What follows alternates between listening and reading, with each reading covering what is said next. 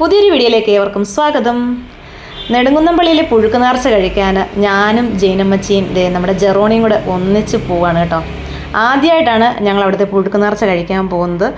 ഇതിനു മുന്നേ പലരും പറഞ്ഞ് കേട്ടിട്ടുണ്ടെങ്കിലും നമ്മൾ കഴിച്ചിട്ടില്ല ഇതുവരെ കേട്ടോ. അപ്പോൾ ഈ പ്രാവശ്യം വീഡിയോസിലും ഒക്കെ ഇങ്ങനെ കാണുമ്പോൾ ഒരു കൊതിയാണൊന്ന് കഴിക്കണം എന്നുള്ളത്. ഞാനും അമ്മയും കൂടെ ഒരു 4:30 കഴിഞ്ഞ സമയത്ത് നമ്മുടെ ഇവിടുന്ന് സ്കൂട്ടറിൽ അങ്ങ് വിട്ടു. കറക്റ്റ് ഞങ്ങൾ ചെന്ന സമയത്ത് ഇതുപോലെ സ്റ്റെപ്പിൽ നിരന്ന ആൾക്കാരിരിപ്പുണ്ട്.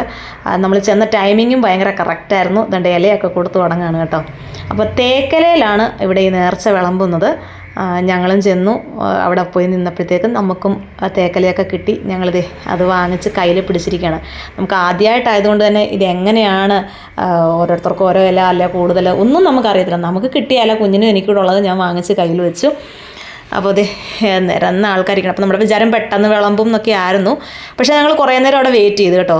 ഒരു 5:15 കഴിഞ്ഞ സമയത്ത് ഇല തന്നെങ്കിലും നമ്മൾ പിന്നെ അതുകൊണ്ട് അവിടെ കുറേ നേരം നിന്നു. കുഞ്ഞാണെങ്കിൽ കളിപ്പാട്ടമൊക്കെ വേണമെന്ന് പറഞ്ഞ് ബഹളം ഉണ്ടാക്കുകയാണ്.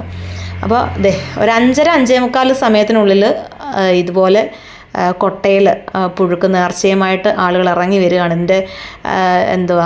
വോളണ്ടിയേഴ്സൊക്കെ റെഡിയായിട്ട് വരികയാണ്. അപ്പോഴത്തേക്ക് നമ്മൾ നിന്ന ഭാഗത്തെല്ലാം തന്നെ ആളായി. പിന്നെ ഈ കൊട്ടകൾ ഇതിങ്ങനെ അടുത്തടുത്ത് ഇങ്ങനെ നിർത്തിയേക്കാണ്. അപ്പോൾ അവിടുന്ന് വിളിച്ച് പറയുന്നുണ്ട്, ഒരു കൊട്ടയിൽ ഏകദേശം 15-20 പേർക്ക് കൊടുക്കാനുള്ള നേർച്ച സാധനമേ കാണത്തുള്ളൂ. അതുകൊണ്ട് തന്നെ ആ ഭാഗം അങ്ങനെ അത്രയും പേരെ കണക്ക് കൂട്ടി കൊട്ടകൾ നിരന്ന് നിൽക്കണം എന്ന് പറഞ്ഞിട്ടുണ്ടായിരുന്നു. അപ്പോൾ നല്ല ചൂടൊക്കെ ആയതുകൊണ്ട് തന്നെ കുറേ നേരം പിടിച്ചിട്ട് താഴത്തേക്ക് വെച്ചേക്കുകയാണ്.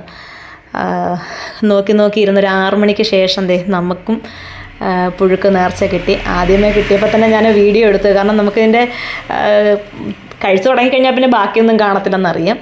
അപ്പോൾ എന്തായാലും ഞാനും അമ്മയും വാങ്ങിച്ചായിരുന്നു. അതിൽ ഒരെണ്ണത്തിനകത്ത് കിട്ടിയത് ഞാനും അമ്മയും കൂടെ അവിടെ നിന്നുകൊണ്ട് കഴിക്കുകയാണ്. കഴിച്ചിട്ട് മറ്റേ ഇലയിൽ കിട്ടിയത് നമ്മൾ വീട്ടിലേക്ക് കൊണ്ടുവന്നു. കാരണം എല്ലാവരും ഇതിൻ്റെ ടേസ്റ്റ് അറിയാൻ വേണ്ടി നോക്കിയിരിക്കുകയായിരുന്നു കേട്ടോ. കപ്പയും കാച്ചിലും ചേനയും ചേമ്പും കായും ഇറച്ചി എല്ലാം ചേർത്ത് അടിപൊളി ഒരു പുഴുക്കായിരുന്നു. അപ്പോൾ സൂപ്പറായിരുന്നു. ഇന്നത്തെ വീഡിയോ ഇത്രയേ ഉള്ളൂ. ബൈ.